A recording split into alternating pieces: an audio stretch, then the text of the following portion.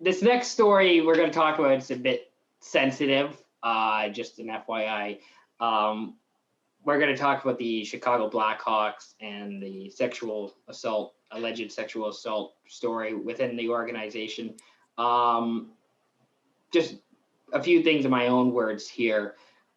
I probably am not the person who should be. I feel like on the podcast we should acknowledge it and we should be, reporting on it.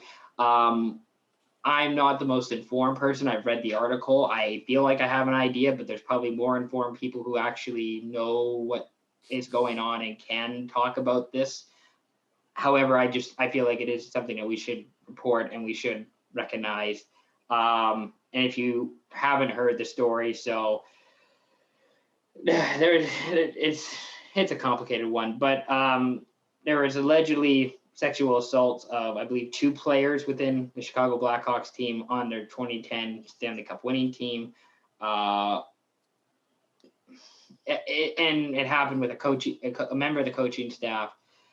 The team didn't report on it when it was alleged at the time, and apparently it was an open secret within the team that this happened.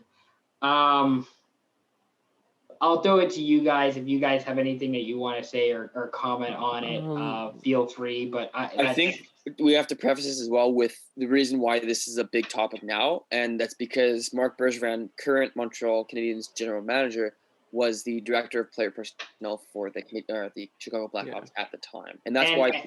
I was going to say the other thing too is that Stan Bowman is the current GM within for the Chicago Blackhawks, and this coach was charged for sexual assault, I believe, at a high school or college hockey team. Yeah, I think it was a high school. I think it was like grade 12. I forgot. He's done this again. This is not a one-time incident. Like, this has been a recurring theme in this coach's career.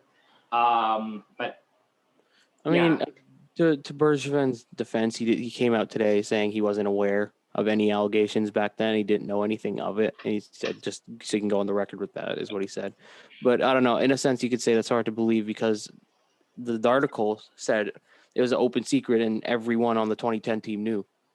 So it's kind of it's hard. It's a very gray, to your point, Rob, it's a very gray area. Who knows, is the whole team just the players and coaching staff, or is it actually upper management, including? Yeah, I mean, it's insane to me that it just came out now. Like you think one of the guys would say something like, I guess 2010 was a different time. Even now, it's a hockey thing too, where you don't say anything. It's the McDavid thing again, where you're just kind of there, you're just there, the media, just to say what you need to say, and then you're back out on the ice, and it's just a constant circle.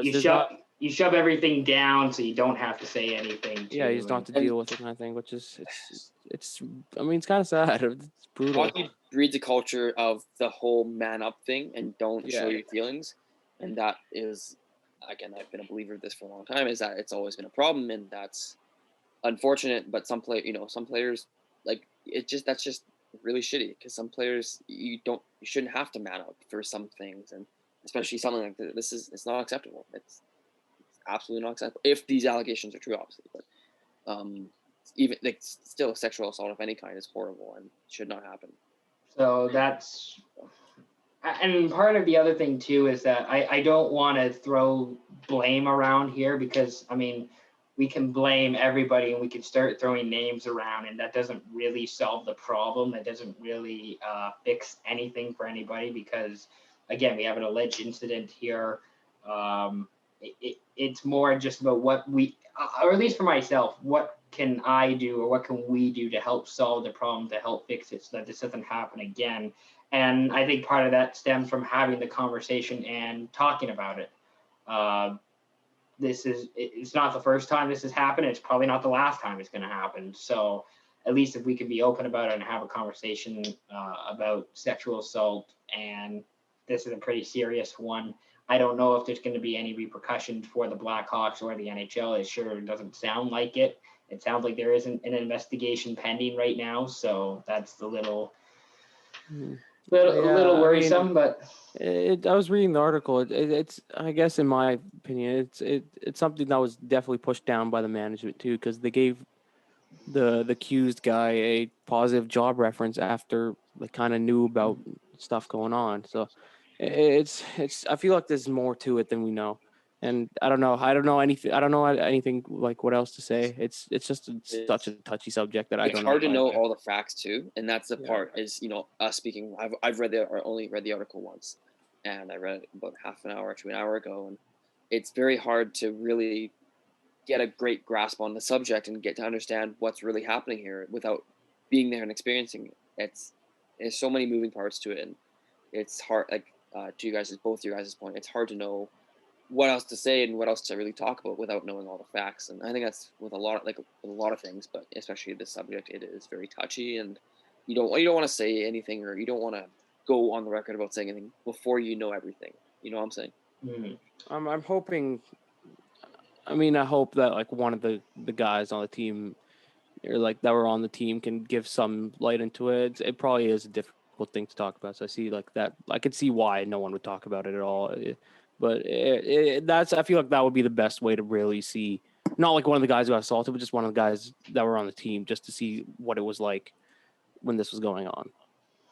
I'll just say, I think one of the biggest takeaways, or one of the things we can all learn from this, is to communicate and to be open with people. I don't think you should be afraid to talk about your feelings, talk about your emotions, or how you're feeling with friends, family. It might be difficult, but and especially in the case of something like sexual assault, that's something that you should let somebody know if that happens. If you see it happening, or if you've been a victim of it, tell somebody. That's key. You just got to communicate in all regards. I just hate to see something like this happen if this is true, and hopefully the right people who are responsible for potentially covering this up get some sort of punishment. But this is the NHL, and this is who the league is. It's just kind of this will go away in a few days, and then we can talk about the finals or something like that. So any other credit, by the way, to Rick Westhead and TSN. Rick is an investigative journalist. He does a bunch of these kind of stories for TSN. Really good piece, really good article. If you haven't already seen, he's done a few of the articles on this. Go check it out. But credit to Rick and TSN for bringing this to the forefront for everybody.